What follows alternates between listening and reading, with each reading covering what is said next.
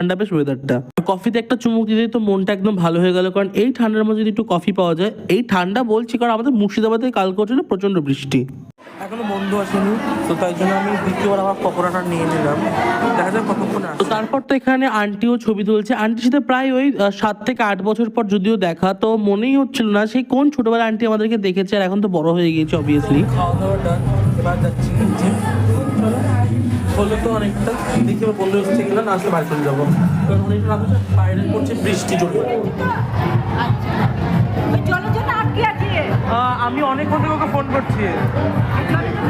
কেলানটির ব্যবহার তো প্রচন্ডই ভালো, তোমাদেরকে আর কি তোমরা নিজেরা দেখেই বুঝতে পারছো। ওটার দিকে এন্ট্রি নিল আমার বন্ধু, কারণ আজকে ওর অনেক বড় দায়িত্ব, আজকে ভাগনার অন্নপ্রাশন। তো চলো ব্লগটা কেমন লাগলো অবশ্যই জানিও, ভালো লাগলে লাইক কমেন্ট শেয়ার করতে। বন্ধুর বার্তা পাওয়া গেছে ফাইনালি, আমার আজকে অনেক বড়